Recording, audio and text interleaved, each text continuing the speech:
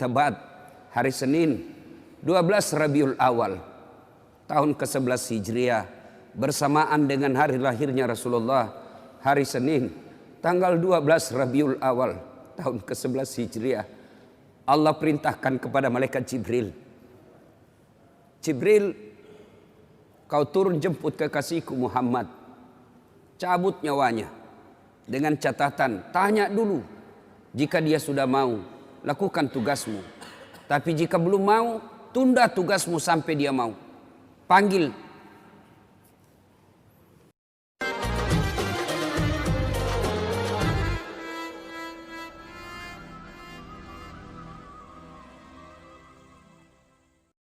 Sayyidina Muhammad wa ala alihi wa sahbihi ajma'in, amma ba'd.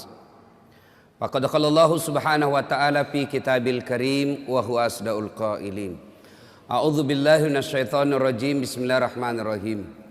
Ya ayyuhalladzina amanu dukhulu fis-silmi kaffatan wa la tattabi'u khutuwatis syaitan innahu lakum adu mubin. Wahai orang-orang yang beriman, masuklah engkau ke dalam Islam secara sempurna dan janganlah engkau ikuti langkah-langkah setan, karena sesungguhnya setan itu musuh yang nyata bagi kalian. Waqala idzan, Allah kemudian berfirman, bismillahirrahmanirrahim, innallaha wa malaikatahu yusalluna ala nabi ya ayyuhalladzina amanu sallu alaihi wa sallimu taslima.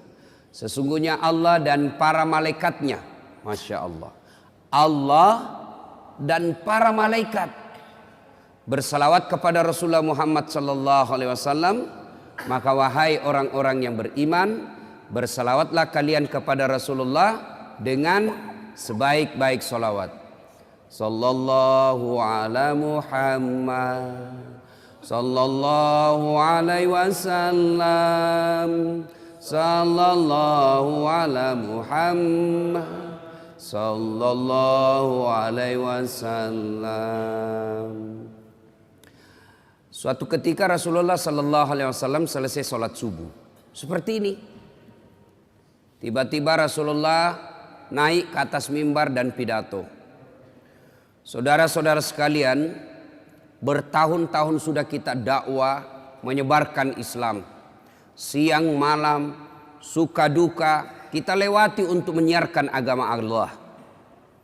Mungkin sepanjang perjalanan bersama kalian, ada di antara kalian yang pernah aku sakiti perasaannya.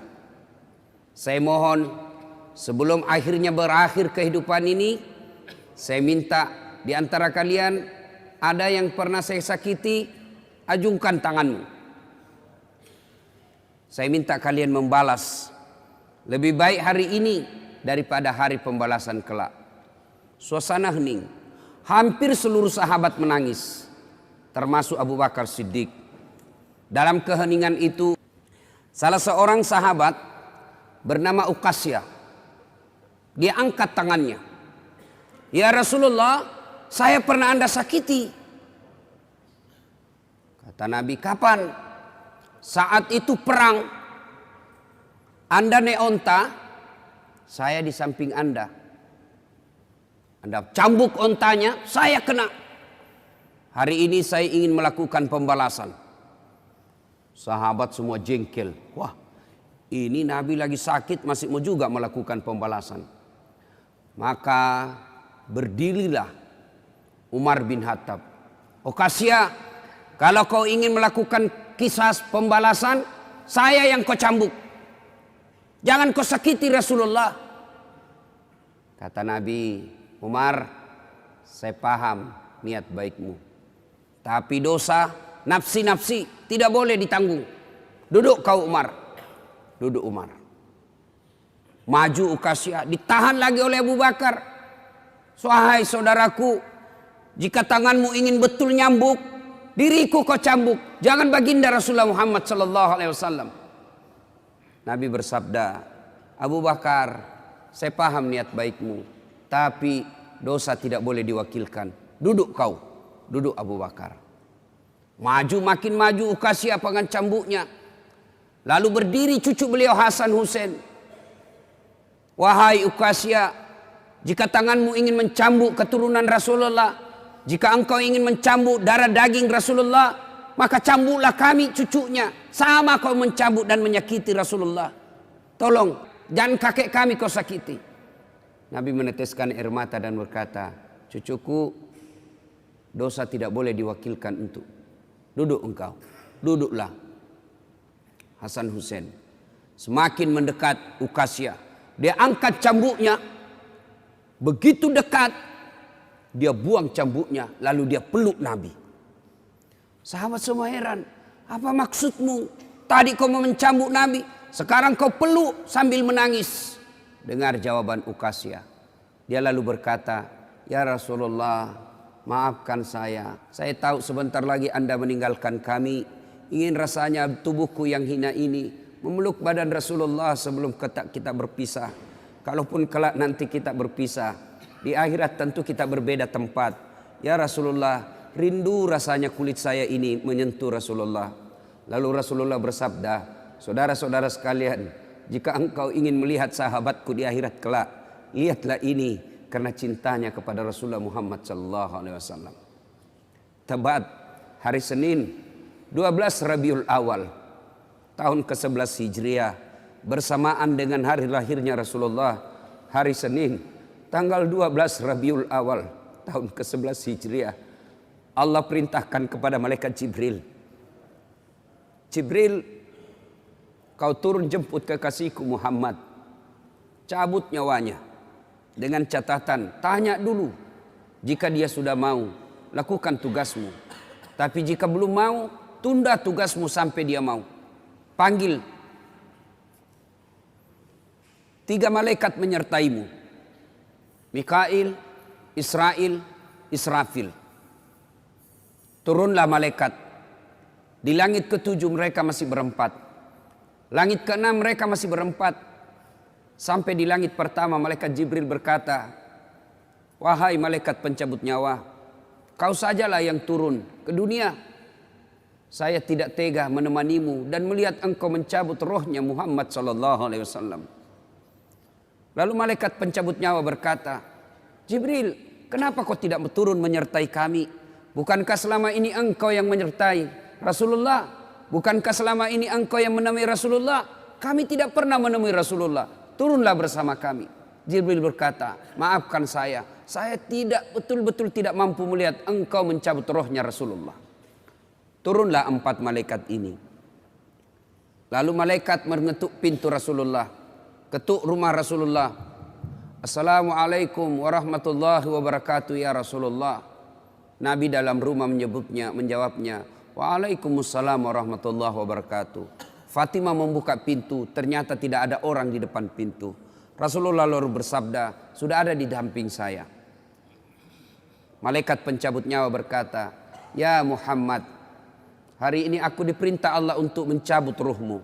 Menurutmu bagaimana? Kira-kira kalau Bapak ditanya seperti itu, apa jawaban Bapak?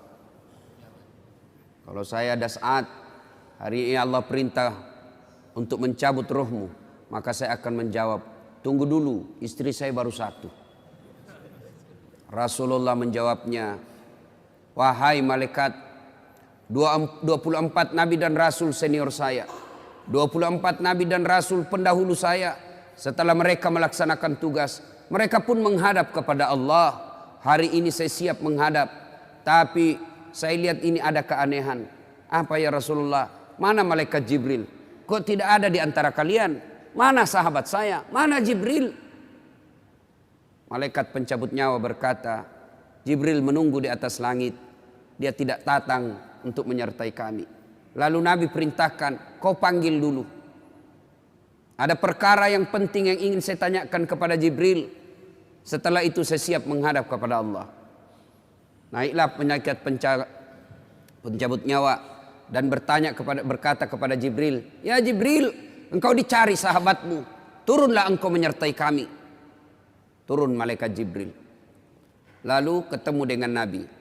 Nabi bertanya kepada Jibril, ya Jibril, kalau hari ini aku harus menghadap kepada Allah, tolong berikan saya berita gembira. Tolong perdengarkan saya kalimat yang nikmat di telinga saya. Lalu Jibril bersabda, "Ya Muhammad, saya dapat berita gembira dari Allah. Seluruh malaikat yang pernah Allah ciptakan antri untuk menyambut rohmu ya Muhammad." Apalagi ya Jibril, "Ya Muhammad, seluruh Nabi 24 haram masuk surga sebelum engkau lebih dulu. Meskipun engkau Nabi paling terakhir, tapi Allah memberikan garansi dan jaminan. Haram seluruh Nabi dan Rasul masuk ke dalam surga sebelum engkau lebih dulu ya Muhammad." Nabi mengucapkan Alhamdulillah. Apalagi ya Jibril, "Ya Muhammad, jika engkau punya dosa dan kesalahan, Allah telah mengampuni dosa dan kesalahanmu." Nabi bersabda, Alhamdulillah. Tapi ya Jibril, itu kan saya. Itu diri saya. Ya Jibril, saya tidak cemas soal diri saya. Saya tidak ragu soal diri saya. Yang saya cemaskan umatku ya Jibril. Bagaimana umatku sepeninggal aku kelak? Subhanallah. Nabi tidak mencemaskan anaknya. Nabi tidak mencemaskan istri beliau. Nabi tidak mencemaskan keluarga beliau. Yang beliau cemaskan umatku ya Jibril. Jibril lalu berkata, "Baiklah kalau begitu ya Muhammad, nantikan saya." Jibril lalu menghadap kepada Allah. Selang beberapa saat muncul kembali dan berkata, "Ya Muhammad, aku telah mendapat berita gembira dari Allah. Meskipun engkau sudah tidak di tengah-tengah mereka, meskipun engkau sudah tidak berada di tengah umatmu, selama umatmu berpegang kepada Quran dan Sunnah, mereka akan selamat dunia sampai di akhirat." Mendengar ini Rasulullah lalu tersenyum dan berkata, "Alhamdulillah, segala puji bagi Allah.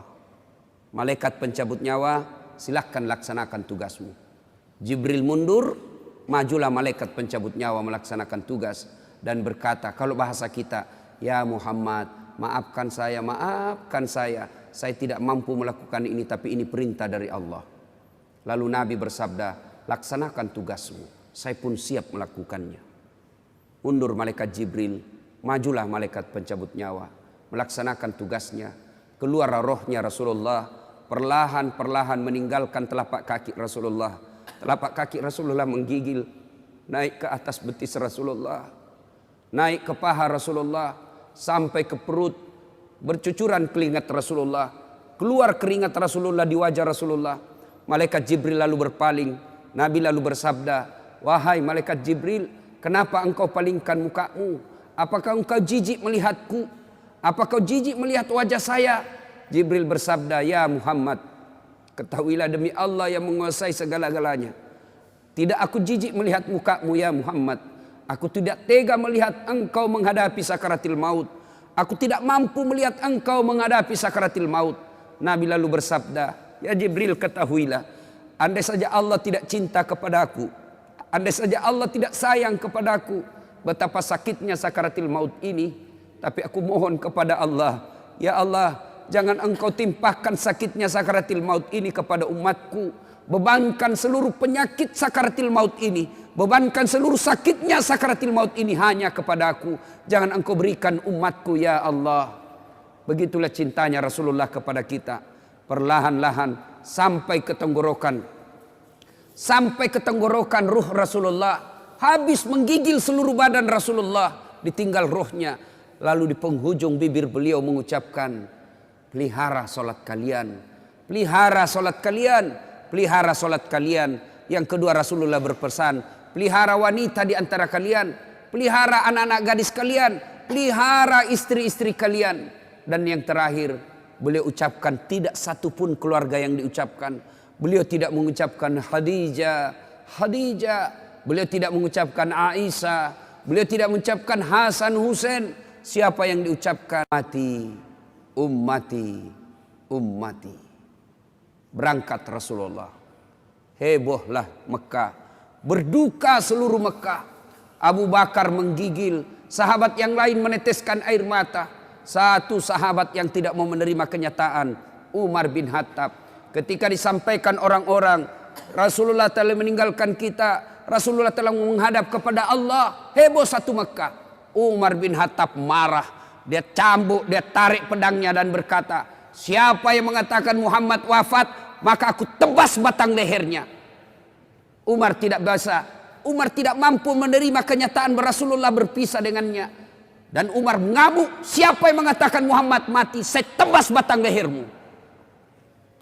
Tampil Abu Bakar Siddiq berdiri di depan rumah Rasulullah dan bersabda dan berkata, siapa yang menyembah Muhammad, sesungguhnya Muhammad telah menghadap kepada Tuhannya. Tapi siapa yang menyembah Allah, Allah tidak akan mati, Allah akan abadi selama-lamanya. Mendengar ini lunglai seluruh badan Umar, jatuh sempoyongan tidak mampu berdiri. Begitu menyadari Rasulullah telah meninggalkannya. Begitulah para sahabat mencintai Rasulullah. Bagaimana cinta kita kepada Rasulullah? Kita lebih cinta kepada mobil daripada cinta kepada Rasulullah. Kita lebih cinta kepada harta daripada cinta kepada Rasulullah. Kalau Rasulullah bukan cuma di dunia beliau cinta kepada kita, sampai di akhirat beliau mencintai kita. Dijelaskan dalam riwayat ketika hari kebangkitan kelak, hari kiamat telah berlalu, seluruh makhluk binasa. Allah perintahkan kepada malaikat Jibril, ya Jibril, kau bangkitkan seluruh manusia. Kau cari makam Muhammad, kekasihku Muhammad. Kau bangkitkan Muhammad. Lalu malaikat Jibril berdoa kepada Allah, ya Allah berikan saya tanda untuk menemukan makam Rasulullah. Bayangkan habis kiamat, porak-poranda dunia, berantakan dunia, lalu disuruh mencari. Jibril disuruh mencari makam Rasulullah. Dengan izin Allah, makam Rasulullah mengeluarkan asap. Lalu jasad Rasulullah bangkit. Seperti kalau Bapak lihat sirkus, naik jasad Rasulullah terangkat, ya kurang-kurang seperti ini. Naik badan Rasulullah, lalu Rasulullah badannya demi Allah diriwayatkan tidak rusak, tidak dimakan ulat, tidak dihancurkan tanah, seperti badan Rasulullah ketika hidup. Bangkit Rasulullah seolah baru bangun dari tidurnya. Dia gosok mata Rasulullah. Begitu terbuka mata Rasulullah seolah bangun dari tidur. Begitu dia buka, nampak ada Jibril di depannya. Lalu Rasulullah berkata kepada Jibril, ya Jibril, hari apa ini? Jibril menjawab, ya Muhammad, inilah hari kebangkitan seperti yang Allah janjikan kepada kalian. Kira-kira saat itu siapa yang dicari Rasulullah? Apakah beliau mencari bapaknya yang tidak pernah dilihat sama sekali? Apakah beliau mencari ibunya yang hanya 2 tahun 4 hari bersamanya? Apakah beliau mencari cucu kesayangan beliau Hasan Hussein? Tidak. Tidak satu pun keluarga beliau yang dia cari. Pada saat itu Rasulullah bersabda, ya Jibril, kalau ini hari kebangkitan, aina ummati? Mana umatku? Mana umatku Jibril? Kita yang dicarinya. Begitu cintanya Rasulullah kepada kita. Rasanya tidak ada satupun pemimpin di dunia ini yang mencintai umatnya seperti cintanya Rasulullah Sallallahu Alaihi Wasallam kepada kita. Mari kita lihat cinta kita kepada Nabi. Salawat aja kita malas. Sallallahu ala Muhammad, sallallahu alaihi wasallam, sallallahu ala Muhammad, sallallahu alaihi wasallam. Ya Nabi, salam alaik. Ya Rasul, salam alaik. Ya Habib, salam alaik.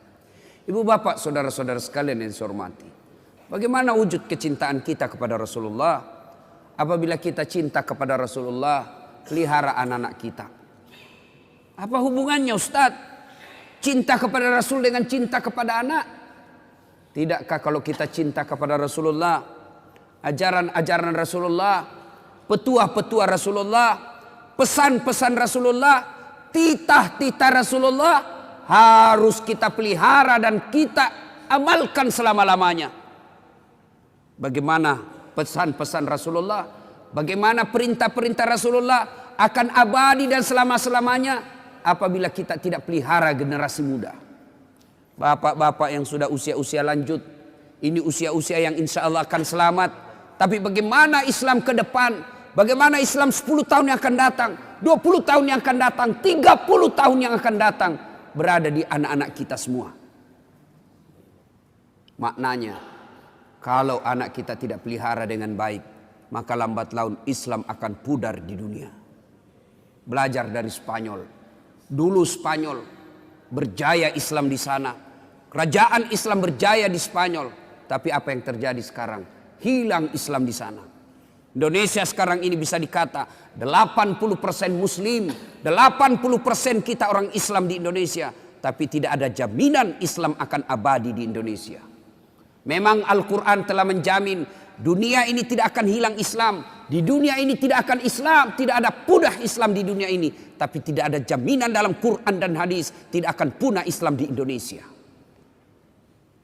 Bila kita tidak memelihara anak-anak kita, kita tidak wariskan Islam kepada anak kita, maka bisa jadi Islam akan menjadi kenangan di bumi Republik Indonesia ini. Coba lihat sekarang anak-anak kita, Pak. Siapa yang dijadikan idola? Lee Min Ho. Siapa yang dijadikan idola? Artis-artis yang tidak jelas agamanya. Coba lihat acara Ciri TV kalau ada artis yang menyanyi. Lihat anak-anak usia SMP SMA kita. Rasanya mau kesurupan lihat artis. Mungkin kasar kalau saya katakan, kalau dia lihat artis cewek-cewek bilang cium saya, peluk saya, tiduri saya. Yang diidolakan. Ya, coba. Yang datang pengajian ini orang-orang tua kan? Usia-usia sakaratil maut. Mana anak-anak kita, Pak? Jangan sampai kita sudah asik pengajian, anak kita tinggalkan di rumah. Sertakan anak-anak kita dalam tablik. Kenapa ketika ulang tahun kita mampu bawa anak kita ke Jakarta. Kita mampu bawa ke mall, kita bawa mampu. Tapi ketika taklim seperti ini, kita tidak mampu membawa anak-anak kita. Nah, coba kita lihat. Nih, fakta. Suatu ketika saya senang, Pak, bagi-bagi medsos saya ke anak-anak remaja. Supaya apa? Mereka ada tempat berdiskusi agama. Suatu ketika ada anak-anak curhat ke saya, usia 15 tahun. Ustadz, pacar saya hamil. 15 tahun, kelas 3 SMP.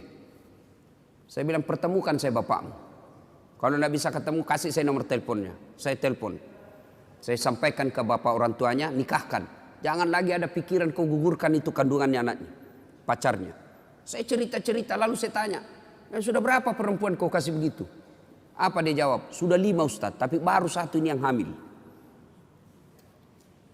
Kelas 3 SMP. Saya tanya, bagaimana caranya? Tidak mungkin kau bisa masuk hotel. Kamu kan kelihatan muka anak-anak. Apa jawabannya? Memang tidak di hotel Ustadz. Terus di mana? Di rumahnya itu perempuan Ustadz. Makin bingung saya. Gimana ceritanya kok bisa masuk di rumah perempuan? Apa jawabannya? Saya tahu jam-jam berapa tidak ada orang tuanya di rumahnya. Rutinitas orang tuanya saya sudah hafal. Pada saat itu saya datang ke rumahnya. Auzubillah min dzalik. Hati-hati, Pak. Kita terlalu sibuk. Tidak punya waktu untuk anak. Padahal kita cari nafkah supaya apa? Anak. Heran kan? Orang tua cari nafkah supaya anaknya baik-baik hidupnya. Tapi sayang 1000 sayang. Anaknya hanya diisi perutnya. Tidak diisi imannya. Kita terlalu bingung apa yang dimakan anak kita. Padahal demi Allah. Ada enggak di rumah ini mati kelaparan anaknya? Tolong tunjukkan saya, Pak. Ada di rumah sini yang mati kelaparan anaknya? Ada? Ada, Pak. Bohong Bapak kalau katakan ada. Tapi yang mati gara-gara narkoba bisa jadi ada. Mati gara-gara ngelem. Lem pox dia campur lem tikus. Jangan kau campur lem Korea, enggak bisa terbuka mulutmu itu. Ayo. Mati gara-gara balapan. Mati gara-gara narkoba. Itu banyak, Pak, yang begitu. Maknanya jangan cemas soal perutnya anak. Yang kita cemaskan agamanya. Perut apa? Terlalu bingung. Cicak aja dijamin rezekinya oleh Allah. Cicak. Bapak tahu cicak? Tahu cicak? Apa dia makan cicak? Hah? Nyamuk. Masuk akal enggak? Di mana ketemunya? Enggak punya ke terminal. Satu di dinding, satu terbang. Di mana ketemunya? Kalau kita pesawat bisa ketemu. Di mana kita ketemu? Di terminal. Ini nyamuk enggak punya terminal. Di mana ketemunya? Tapi Allah yang ngatur rezekinya cicak. Sehingga lagu kita dulu kan cicak-cicak di dinding, diam-diam merayap. Datang Pak, cicak yang datang, nyamuk yang datang. Datang seekor nyamuk. Lagu tidak mengatakan cicak lompat ke nyamuk. Wah, enggak, setengah mati cicak, kasihan. Itu lagu-lagu dulu Pak, memang bagus. Saudara-saudara sekalian, nih perhatikan anak kita. Nih lagi nih. Saya ini kan banyak yang curhat Pak. Termasuk tadi malam ada lagi yang curhat anak-anak. Tapi tadi malam anak Jambi, bagus juga curhatnya. Ustadz, saya mau berhenti sekolah. Kenapa? Saya tidak tega lihat ibu saya kerja. Saya kena tipu, bapak saya kontraktor, kena tipu Ustadz. Saya sekolah tapi saya tidak yakin bisa dapat kerja yang baik. Nah ini baik, ini curhatnya yang begini. Masih baik curhatnya yang begini. Tapi yang curhat lagi, apa yang curhat? Bilang gini, Ustadz, saya lagi di hotel Pak. Saya biasa kalau pergi ceramah saya rahasiakan hotel kamar. Kenapa? Untuk istirahat. Ini tiba-tiba resepsionisnya diberitahu nomor kamar saya. Datanglah ini anak muda, usia 21 tahun. Dia ketuk pintu kamar. Assalamualaikum. Waalaikumsalam warahmatullahi wabarakatuh. Anak muda. Kenapa dek? Boleh curhat Ustadz? Oh boleh, tunggu kalau gitu kita ketemu di lobi. Ceritalah saya di lobi. Apa dia cakap? Ustadz, kira-kira diampuni enggak dosa saya? Apa dosamu dek? Saya pukul orang tuaku. Siapa? Bapakku saya pukul Ustadz. Wah, besar dosamu itu. Kenapa bisa? Pemabuk bapak saya Ustadz. Mabuk aja kerjanya siang malam. Dia pukul mama saya. Saya jengkel, saya pukul juga. Dalam hatiku benar juga ini sedikit. Lalu ya cerita-cerita, nanti saya kaget. Waktu saya gali-gali masa lalunya. Dia bilang apa? Ustadz, saya waktu kelas 3 SMP, kelas 1. Kalau saya tidak salah dia bilang kelas 1 SMP. Waktu kelas 1 SMP saya berhubungan suami istri dengan sepupu sekali saya. Kelas 1 SMP kelas berapa ya? Kelas 1 SMP umur berapa itu Pak? 12 tahun kan? 12 tahun. Usia 12 tahun dia sudah berhubungan suami istri, berzina dengan sepupu satu kalinya, anak saudara bapaknya. Saya bilang, kau pacaran? Tidak, suka sama suka saja Ustaz.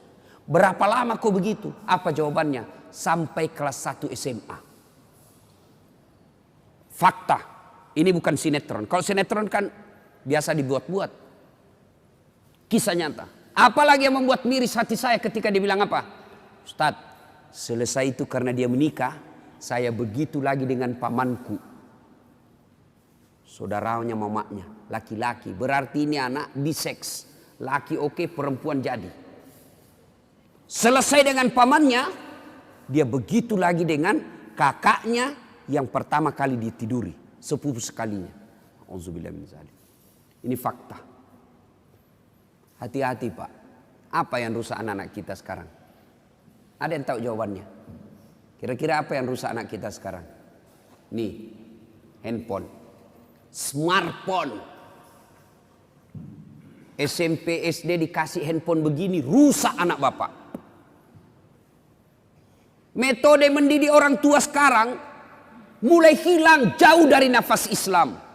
Orang tua kita dulu tidak ada sekolah, tidak ada gaji bulanan, tidak ada rumah dinas, tidak ada kendaraan dinas, tapi anaknya bisa dia didik menjadi orang-orang hebat. Coba lihat orang-orang tua dulu, cara mendidik anaknya. Coba lihat, saya ingat, saya kecil, satu tempat tidur 4 kami di atas, sampai SMA. Satu tempat tidur. Tujuannya apa? Ternyata apa? Oh, menimbulkan kekerabatan, emosi di antara saudara. Apalagi ada yang menjadi spionasenya orang tua, ada jadi mata-matanya orang tua. Mak, pacaran kakakku. Kenapa kau tahu? Saya dapat suratnya di kamar. Kenapa? Ada yang jadi mata-mata. Dulu kita mau pergi main, saya paling sering itu ditolak sama teman-teman. Karena kalau saya main, mak, saya mau pergi main. Apa kata mamaku? Iya, kau pergi tapi bawa adikmu. Orang Bugis bilang matarana. Tidak tahu saya bahasa Dumai sini apa. Kalau kita pergi main, syaratnya boleh tapi bawa adik, urus adik. Pergilah. Saya biasa ditolak sama teman. Dia bilang, tidak usah kau kasih masuk dasat. Adiknya cerewet. Lagi main, nangis lagi adiknya. Apa tujuannya Pak? Menjalin persaudaraan dan tanggung jawab sejak kecil. Kita minta duit, tidak langsung dikasih itu. Pak, saya membayar besok. Apa kata bapak kita? Sudah, kau bersihkan dulu itu nak toilet. Pak, saya membayar besok. Kau isi bak mandi dulu. Itu dulu orang tua dulu.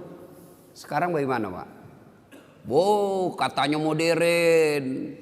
Satu anak, satu kamar. Di kamarnya ada TV. Di kamarnya ada kulkas. Akhirnya apa? Pulang sekolah langsung masuk kamar. Kapan dia keluar? Mau makan. Sudah itu masuk lagi kamarnya. Tidak pernah bertemu saudaranya. Jangan heran. Begitu bapaknya meninggal. Hanya perkara warisan.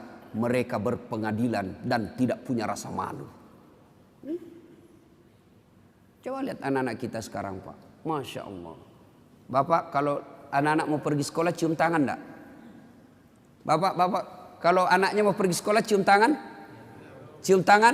Enggak percaya saya Pak. Itu cium tangan kalau saya jabat tangan sama ibu saya begini cara saya. Cium dulu telapaknya. Atasnya dulu saya cium sekali. Baru telapaknya 2 kali. Itu namanya cium tangan. Anak-anak sekarang dia kasih gitu tangannya Pak. Enggak, diseleding Pak.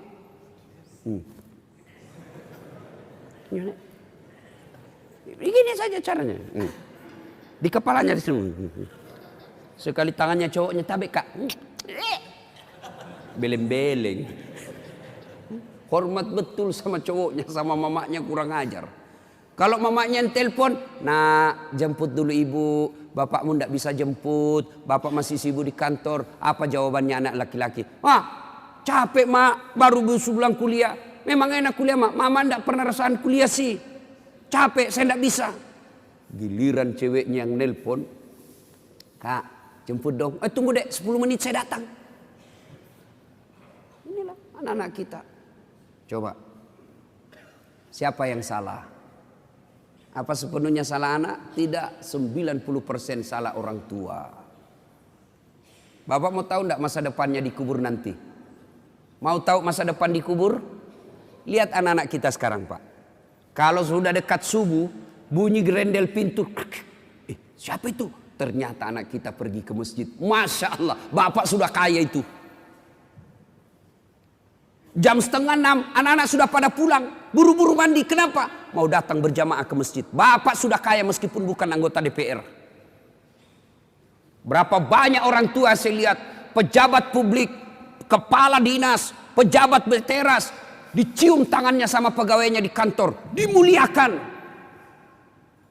Mau naik mobil dibukakan pintu mobilnya. Tapi sampai di rumahnya dilempar sama anaknya yang masih SMP. Orang tua paling miskin itu. Suatu ketika Nabi menuju ke satu tempat. Dalam perjalanan menuju ke tempat tersebut, Nabi melewati pemakaman. Nabi melewati pemakaman, lalu Nabi bersabda, saudara-saudara sekalian, langkahkan kakimu dengan cepat. Sahabat melangkahkan kaki dengan cepat. Sampai di tujuan. Balik lagi Nabi, melewati rute yang sama. Sahabat ketika lewat di pemakaman, langkahkan kakinya dengan cepat. Nabi bersabda, tidak usah cepat-cepat, tidak usah buru-buru, tenang saja. Sahabat bertanya, ya Rasulullah, tadi waktu pergi kami disuruh buru-buru, kan pulang tidak lagi. Ada apa ya Rasul? Nabi menjelaskan, begini, andai saja kau diberi telinga seperti pendengaranku, kau akan tahu betapa disiksanya tadi ini orang dikubur. Waktu pergi disiksa, saya tidak tahan, tidak betah, tidak tega mendengar dia diazab. Maka saya buru-buru supaya saya tidak dengar lagi dia disiksa. Tidak tahan saya dengar dia disiksa. Balik, tidak lagi. Kenapa ya Rasul? Saya mendapat berita dari Jibril. Allah perintahkan kepada malaikat penyiksa di kubur.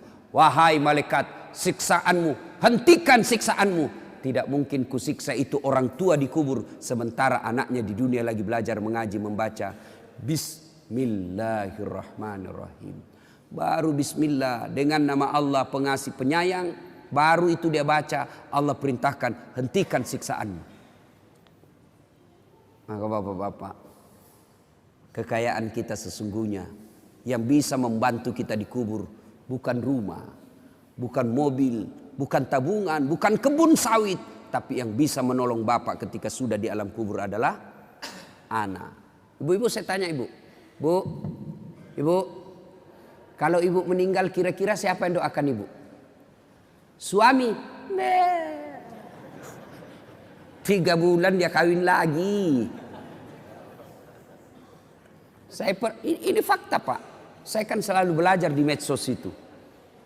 Ada kawan saya naik haji, meninggal istrinya, nangis betul. Nelpon saya nangis terus, sampai bengkak matanya. Saya bilang, hebat betul ini bapak, sayang betul sama istrinya. Dan apa dia kata? Ustadz, sepeninggal istri saya rasanya terbang separuh jiwaku. Kayak lagu. Beberapa saat kemudian saya jogging di Karebosi. Ketemu saya masa itu bapak. Saya lihat, ada cewek ditemani, lebih muda, cantik, putih, tidak pakai jilbab. Saya tanya, Pak Haji, siapa itu? Dia bilang, yang baru Ustadz. Dalam hatiku, dia lupa bengkak matanya. Lalu siapa yang bisa mendoakan dan akan mengingat kita? Tidak usah contoh lah. Orang lain, saya nih Pak. Doakan saudara, jarang Pak. Nanti dia minta, dia doakan saya. Baiklah, itu kalau saya ingat. Tapi yang selalu saya doakan di sujud akhir setiap sholat saya, ibu bapak saya. Jadi yang bisa menyelamatkan, nolong kita ketika dikubur, anak. Jadi kalau ibu terlalu sibuk anaknya kursus aritmatika, kursus sampoa, kursus bahasa Jepang, tidak diajari agama, miskinlah ibu nanti di akhirat. Memang kalau anak kita nanti kan ini orang tua terlalu bangga ngajari anaknya bahasa Inggris. Hebat anak saya Ustaz. Baru 1 tahun sudah pintar bahasa Inggris. Yang kelas 2 pintar bahasa Jepang. Yang kelas 1-nya lagi nih SMP, dia sudah pandai bahasa Korea. Memangnya nanti kalau dia berdoa pakai bahasa Korea? Oh my God. Please help me my mother. Enggak lah, tetap pakai bahasa Indonesia. Maka ibu bapak saudara-saudara sekalian. Nah, bagaimana cara didik anak? Bapak boleh baca psikologi pendidikan. Silahkan baca riset-riset majalah, silahkan. Tapi sesat dan menyesatkan ketika bapak meninggalkan Quran dalam mendidik anak. Dalam Al-Quran ada seorang manusia yang diabadikan namanya. Nah, siapa? Adik-adik nih, siapa yang jawab saya kasih. Yang adik-adik bukan bapak-bapak, adik-adik. Siapa yang diabadikan namanya dalam Quran karena hebat dalam mendidik anaknya. Dia bukan nabi, bukan rasul. Tapi diabadikan namanya menjadi nama surah. Siapa? Siapa namanya? Ayo, saya kasih hadiah. Sini. Berdiri sini. Saya kasih hadiah. Sebelum dijawab pertanyaan itu ada passwordnya. Passwordnya adalah siapa namanya neneknya Ustadz Dasad.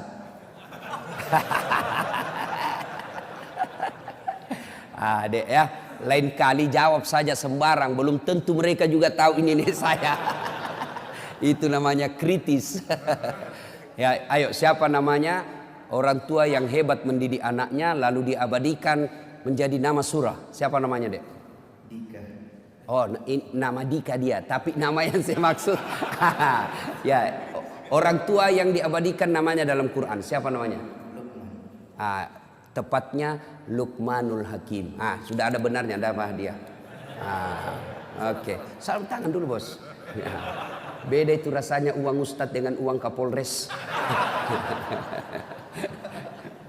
Bapak saudara-saudara sekalian, namanya Luqmanul Hakim.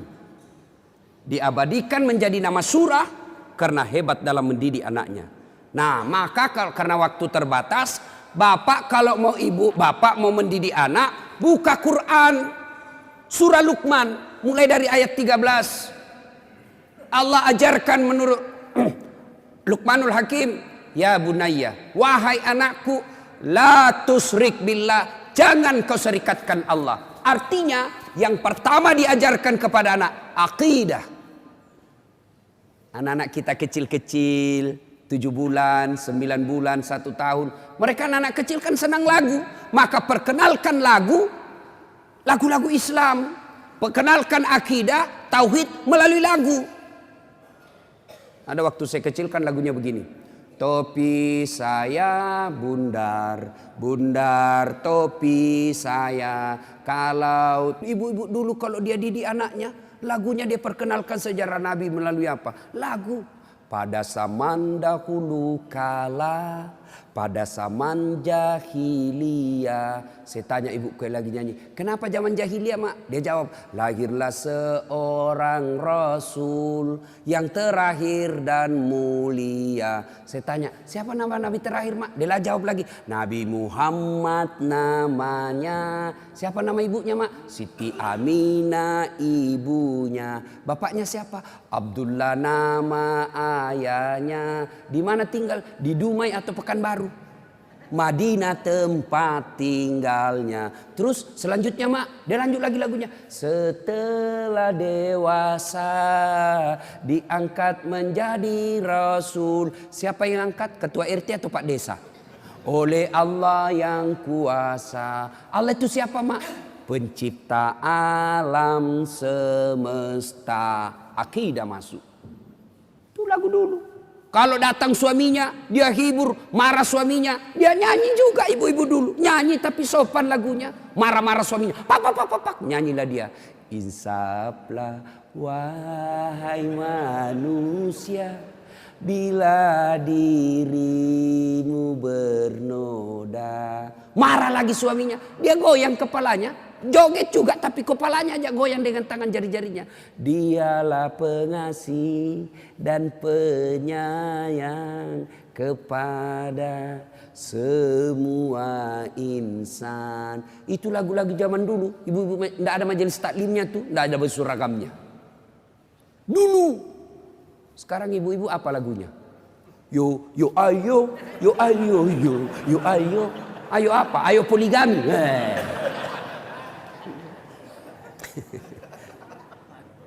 Baca surah Luqman pak. Nah didik melalui surah Luqman. Yang kedua diajarkan dalam surah Luqman, ajari anakmu berjalan di muka bumi ini jangan rasa sombong. Itu diajari dari kecil. Kita bersaudara bisa jadi satu rahim, satu jalan keluar, tapi rezeki berbeda. Akhirnya anak pun kita berbeda. Bapak kaya, saudaranya bapak yang tua juga kaya, yang bungsu miskin. Mereka bersepupu sekali anak-anak kita, mereka berbeda status ekonomi. Jangan biasakan anak kita sombong di depan sepupunya.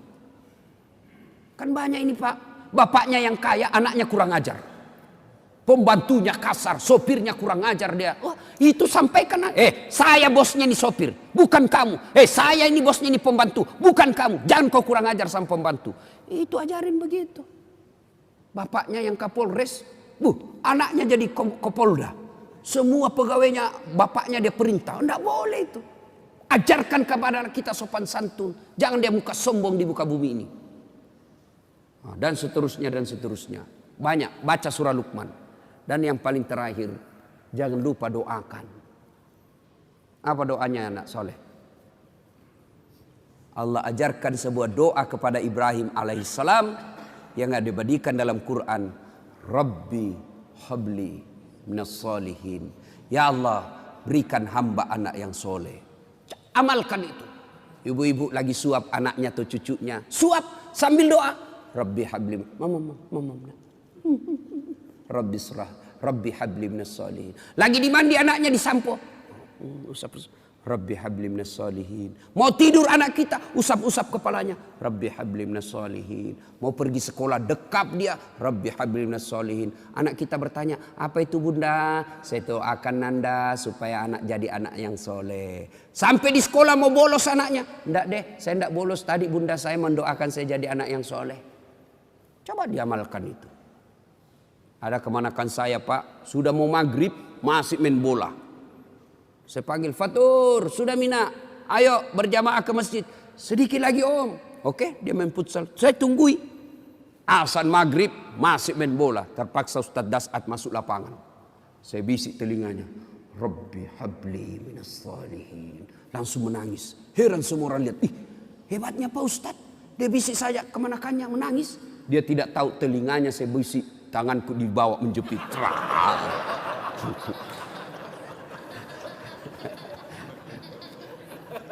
Artinya Kalau anak salah kasih hukuman. Anak melanggar jangan tidak dihukum. Supaya dia sadar bahwa kalau kau melanggar pasti ada sanksi dan hukuman buat kamu. Tapi jangan lupa hidayah dan petunjuk datang dari Allah Subhanahu wa taala. Ibu bapak saudara-saudara sekalian, inilah tausiah kita pada taklim kita kali ini. Mudah-mudahan ada manfaat. Terima kasih kepada Bapak Andi Abdul Latif yang telah memfasilitasi sehingga saya bisa sampai di tempat ini. 2 hari saya berada di tempat ini, subhanallah, alhamdulillah. Senang sekali bisa bersilaturahmi dan itulah nikmatnya persaudaraan dalam Islam. Insya Allah selengkap nanti balik ke Jakarta lalu ke Timika. Lanjut lagi ke Timika, dari Timika ke Bombana, dari Bombana ke Pontianak, dari Pontianak ke Bima, dan seterusnya. Tanggal 21 saya ulang tahun. Saya pikir saya istirahat di situ, ternyata ada lagi sepupu teman minta, Ustadz minta lah, ya sudahlah tambah acara. Lanjut lagi, saya pikir tanggal 25 hari Natal saya libur, ternyata ada lagi maulid. Tak apa-apa, mereka melaksanakan Natal, kita juga melaksanakan maulid. Jadi ibu bapak saudara-saudara sekalian, mohon doa supaya kita tetap istiqamah dalam dakwah. Sebelum saya akhiri saya mau cerita. Cerita terakhir. Ada orang imam penghafal Quran, anak-anak santri, ya anak remaja dikirim ke pesantren. Hafal Quran. Pulang Ramadan, satu kampung mau mendengar hafalannya. Nah, kata Pak Imam, kaulah jadi imam. Kami mau dengar hafalanmu. Jadilah imam. Dia baca surah yang panjang, yang hanya dia yang menghafalnya. Al-Fatihah lancar. Begitu dia baca surah itu, yang panjang itu yang hanya dia ngapal, tiba-tiba ada cicak jatuh. Cicak jatuh, kena telinganya, kaget. Begitu dia kaget, stres. Orang stres hilang hafalan Pak. Dia lupa apa sambungannya ini. Dia ingat-ingat, tak bisa dia ingat. Dia lupa betul. Dia tunggu dari bantuan dari belakang. Tidak ada yang bisa bantu. Masjid hening. Hening masjid. Tiba-tiba ini imam berteriak, tolong bantu di belakang. Dia bilang di belakang, saya juga tidak tahu. Tiba-tiba berteriak anak muda satu di belakang sekali. Dia bilang, kalau begitu ya sudah, Allahu Akbar. Kisah berikutnya. Ini fakta, saya ngalami. Waktu saya masih kecil, berjamaah asar. Ketika sujud, lama sekali imam sujud. Kenapa imam lama sekali ini? Teman saya penasaran. Sudah hampir 2 menit masih sujud juga. Akhirnya teman saya diangkat kepalanya. Langsung teriak, wih hilang imam. Wah, ternyata imam keluar dari samping. Kacau masjid. Bubar.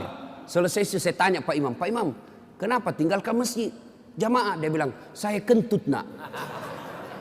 Sebelum Pak Imam, lain kali kalau kentut kasih bangkit jamaah, angkat kepala supaya kami lihat. Dia bilang apa? Saya sengaja nak, saya malu kau lihat. Saya sengaja tidak bangkitkan kau, saya malu saya kau lihat. Kacau masjid. Apalagi, saya berjamaah waktu itu KKN. Saya belum jadi ustadz. Ada kawan saya pakai gamis, pakai songkok. Saya cuma pakai baju biasa. Saya pikir, oh ini pasti anak pesantren. Jadi imam baca Al-Fatihah lancar. Begitu dia baca Al-Kafirun, saya sudah mulai bilang, berani betul ini dia baca Al-Kafirun. Dia baca, wala antum abiduna ma a'bud, wala ana abidum ma abattum, wala antum abiduna ma a'bud, wala ana abidum ma abattum, wala antum. Ini teman saya anak fakultas sastra, dia teriak, woi kenapa itu tak putar-putar tidak mau sampai? Langsung dia bilang ini juga kupikir.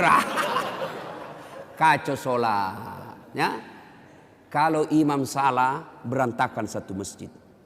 Dalam fikih berjamaah, siapa saja boleh jadi makmum. Orang gila sampai orang waras boleh jadi makmum. Orang dewasa sampai belum balik boleh jadi makmum. Tentara, polisi boleh jadi makmum. Tapi jadi imam tidak boleh orang sembarang. Harus ketat syaratnya. Kenapa? Karena kalau imam bermasalah, batal kita punya jamaah. 2019 Indonesia milih imam. Hati-hati. Jangan milih imam karena kita satu kampung. Jangan milih imam karena satu partai. Jangan milih imam karena kita dapat proyek. tapi pilihlah imam yang betul-betul mampu menyelamatkan negara Republik Indonesia dan melindungi umat Islam di tanah air kita. Demikian, semoga ada manfaat.